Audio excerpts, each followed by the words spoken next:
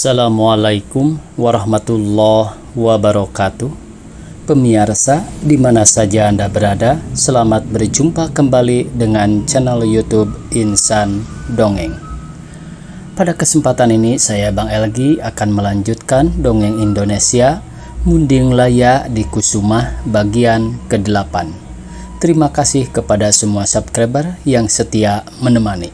Selamat mendengarkan. Ketika Geger Malela menoleh, betapa terkejutnya Munding Laya mendapati mata Geger Malela merah dan tatapannya kosong.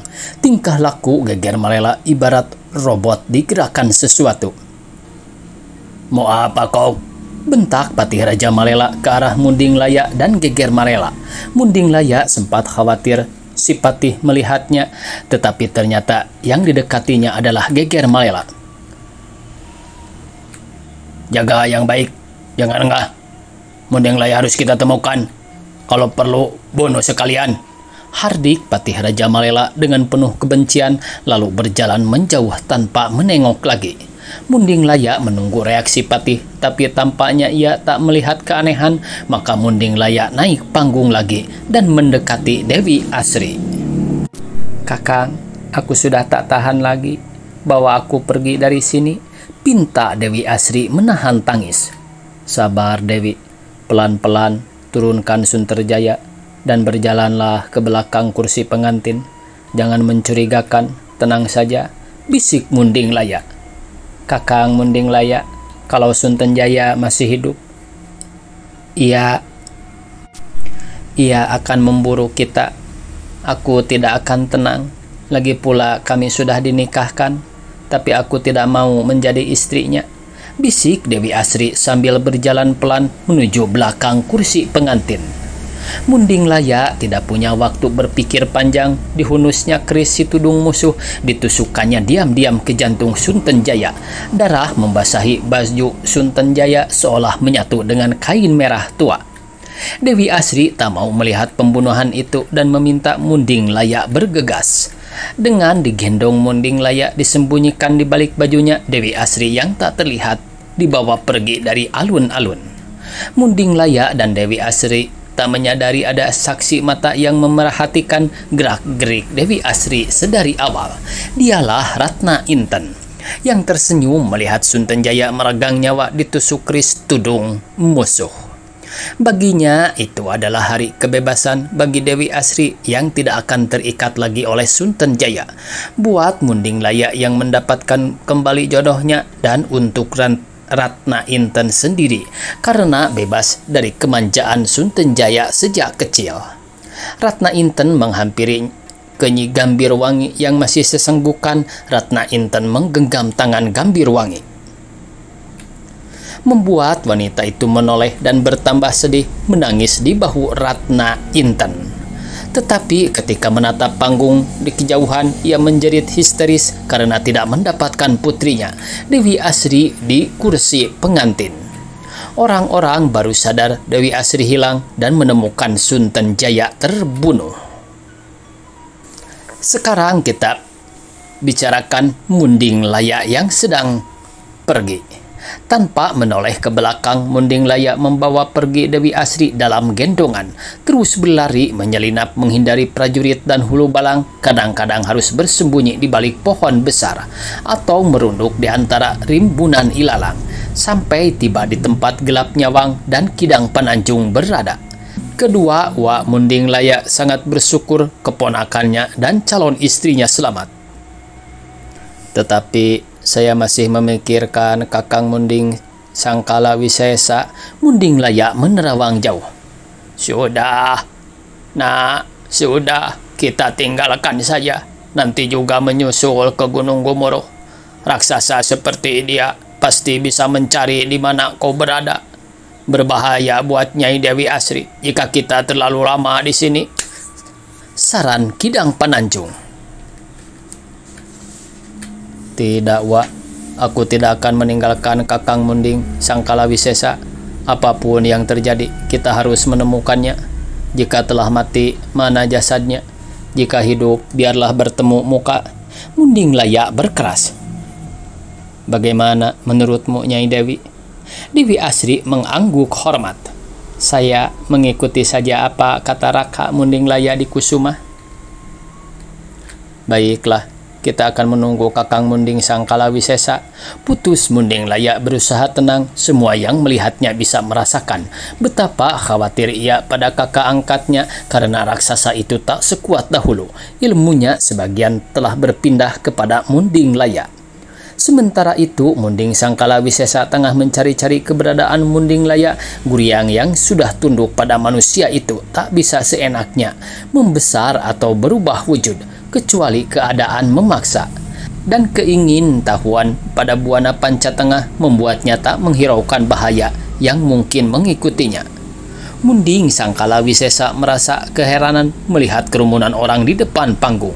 Di kursi pengantin, beberapa orang menggotong pengantin pria yang bersimbah darah. Ratna Inten tampak sedih melihat kondisi Suntenjaya dan mengiringi jasad Suntenjaya yang hendak dibawa pulang ke Pajajaran. Di sudut lain, seorang wanita cantik yang ternyata Nyi Gambir Wangi pingsan. Munding Sangkala memerhatikan sekeliling. Orang-orang belum sadar sosoknya yang tinggi besar, meski wajah dan kulitnya seperti halnya manusia biasa. Ada apa? Ada apa? Suntenjaya terbunuh. Siapa pembunuhnya? Tidak ada yang tahu. Jangan-jangan istrinya sendiri. Pantas Dewi Asrinya menghilang. Munding Sangkala mengerutkan kening mendengar nama Dewi Asri disebut-sebut menghilang. Padahal Munding Laya bermaksud membawa calon istrinya itu pergi. Apakah niatan itu telah terlaksana? Tapi di mana mereka? Suasana bukan bertambah hening dengan adanya musibah berturut-turut itu, tetapi semakin ramai karena tetabuhan terus bertalu-talu. Orang-orang memeringatkan pada para nayaga dan sinden, tapi mereka menggelengkan kepala tanpa dapat menghentikan kegiatannya. Situasi memanas membuat Patih Raja Malela memarahi Geger Malela untuk menangani para penabuh yang dianggapnya menentang. Geger Malela dengan patuh menjalankan perintah tuannya. Hei, para nayaga, kalian mau mencari mati apa? Berhenti semuanya, teriak Geger Malela berdiri bertolak pinggang. Raut muka para nayaga tampak ketakutan, tetapi mereka sama sekali tidak bisa menghentikan gerakan tangan dan suara para sinden. Geger Malela makin marah dan berusaha menakut-nakuti dengan memukuli seorang penabuh gamelan terdekat. Tapi orang itu terus saja memukul alat musiknya dengan darah bercucuran dari kepala. Patih Raja Malela memerhatikan hal itu dengan penuh curiga. Pasti ada sesuatu yang membuat tetabuhan itu tunduk. Ia mencoba konsentrasi mendengar suara yang timbul. Begitu tinggi konsentrasinya hingga ia mendengar samar-samar irama musik yang diulang-ulang seperti menyeru. Panggilkan Munding Sangkala Wisesa. Carilah Munding Sangkala Wisesa. Hanya dia yang bisa menghentikan tetabuhan ini. Berulang-ulang Patih Raja Malela mengeja kata demi kata, tetapi yang dikenal dan dimengertinya hanya Munding, Kala, dan Wisesa. Tak ada orang yang dikenalnya bernama itu. Tapi siapa tahu orang itu ternyata punya ilmu dan ajian tinggi. Geger Malela, cari orang yang bernama Munding Kala Wisesa. Suruh dia menghentikan tetabuhan, teriak Patih Raja Malela menyaingi bunyi yang makin keras dan cepat. Geger Malela bergegas naik panggung dan sesumbar kencang. Hei, siapa yang namanya Munding Kala Wisesa? Cepat ke sini. Kalau tidak muncul juga, aku akan telan dia bulat-bulat. Tidak dikunyah lagi. Munding Sangkala Wisesa tersinggung namanya salah disebut, apalagi hendak ditelan bulat-bulat. Sebagai makhluk langit, kemarahannya cepat tersulut. Tanpa pikir lagi, ia berbalik dan berjalan mendekati Geger Malela. Akulah Munding Sangkala Wisesa. Mau apa kau manusia? Perlahan tubuhnya sedikit membesar. Orang-orang berteriak ngeri. Baju yang dipakai Munding Sangkala tampak robek di sana-sini, tak muat menampung badannya. Geger Malela tercengang melihat manusia tinggi besar dengan mata tajam penuh amarah. Langkahnya berdebum, meninggalkan jelas jejak di tanah. Seketika Geger Malela diangkat tubuhnya lalu dibanting ke tanah. Orang-orang berlarian panik melihat raksasa mengamuk. Geger Marela pun memiliki ilmu yang membuatnya tak mudah terluka. Maka ia berdiri tegak dan menyeruduk badan Munding Sangkala Wisesa. Badan lebih kecil tak membuatnya kehilangan kesempatan. Keduanya bergulingan di tanah, saling hantam dan pukul. Bumi bergonjang seperti terjadi gempa. Ditantang oleh manusia adalah pelecehan bagi Munding Sangkala Wisesa, dan ia akan berkelahi sampai salah satu mati. Ditariknya Geger Marela dan diayun-ayunkan di udara seperti memutar boneka jerami, lalu dilempar agak jauh. Orang berpikir Geger Marela akan tewas, tapi beberapa detik kemudian Geger Marela berdiri tegak, mencabut kerisnya, berlari menuju Munding Sangkala Wisesa. Keris itu tertuju ke perut si raksasa langit, dan begitu cepat gerak Geger Marela, keris itu menusuk tepat di pusar. Penonton terkesiap, tak ada bunyi untuk beberapa lama, sampai kemudian keris itu melenting kembali dan jatuh ke dekat Geger Marela. Tidak mempan menusuk perut, Geger Marela mengarahkan ke mata Munding Sangkala Wisesa. Dengan ilmu meringankan tubuh, Geger Marela cepat menusuk mata Munding Sangkala Wisesa, kena retina. Seperti terkena debu, matanya dikerjap-kerjapkan hingga terlemparlah keris Geger Marela, pecah berkeping-keping. Munding Sangkala benar-benar marah, membalas dengan menampar pipi Geger Marela dari pelan hingga tamparan keenam yang amat keras, membuat Geger Marela terkapar tak berdaya. Darah keluar dari hidung, telinga, dan mulut. Tubuhnya mengejang, darah menyembur dari mulutnya. Seluruh orang yang menyaksikan peristiwa itu tak sampai hati kecuali Patih Raja Malela yang diam-diam bergegas pergi menyelamatkan diri. Munding Sangkala Wisesa mendekati Geger Marela yang terbaring dengan napas satu-satu. "Maafkan aku, maafkan." Munding Sangkala merasa menyesal telah mencelakai kakak Dewi Asri. Tiba-tiba dari arah istana muncul barisan prajurit istana sebanyak 100.000 berbaris tepat menuju Munding Sangkala Wisesa. "Oh, tidak, tidak. Jangan biarkan aku membunuh kalian," pinta Munding Sangkala sedih. Ia tak ingin terjadi pertumpahan darah, maka dibiarkannya prajurit garda depan itu mengepungnya. Ia berharap bisa bicara dengan kepala pasukan agar tak perlu ada pertumpahan darah lagi. Tapi sepertinya pasukan itu diperintahkan untuk menghabisi Munding Sangkala. Apapun yang terjadi, tak ada yang mengomandai. Mereka bergerak berdasar hitungan yang dimulai sejak awal. Entah hitungan keberapa, tiba-tiba tombak, panah, parang, golok, keris berkelabatan menyerang Munding Sangkala. Tubuhnya ditusuk dari berbagai arah. Prajurit yang memiliki kemampuan khusus menaiki tubuh Munding Sangkala Wisesa menebas, menusuk ke seluruh tubuh. Munding Sangkala merasa geli dengan adanya ratusan senjata yang menancap di tubuhnya. Ia diam saja sampai seluruh pasukan kehabisan tenaga. Saat itu pula kesabaran Munding Sangkala habis. Ia marah besar, mengibaskan tubuhnya, membuat beragam senjata terlepas dari tubuhnya. Bahkan prajurit yang menaiki tubuhnya berjatuhan. Wah, aku sudah cukup sabar dengan serangan kalian. Sekarang tinggal membalas, kata Munding Sangkala seraya mengembangkan badannya. Kuku-kuku tangannya memanjang dan berubah menjadi cakar tajam. Diayunkannya kukunya di segala arah, membuat prajurit terlempar ke sana kemari. Sekali ayun tercakarlah 10 prajurit dan mati seketika. Ribuan kali Munding Sangkala mengayunkan tangannya, prajurit bergelimangan mati terkena cakaran kukunya. Tak lama kemudian datang bala bantuan Hulu Balang bersenjata lebih modern dan lebih lengkap dengan kuda, tombak, dan senapan. Mereka membentuk barisan sesuai jenis persenjataan yang dibawa, tapi sebelum sempat menyerang, Munding Sangkala mendekat dan mengayunkan cakarnya. Jeritan dan pekik kematian terdengar di sana-sini.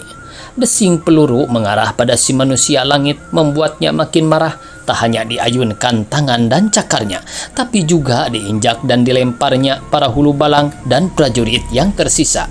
Teriakan dan geramannya seperti halilintar di hari cerah. Setiap gerakannya mengepulkan debu ke seluruh penjuru.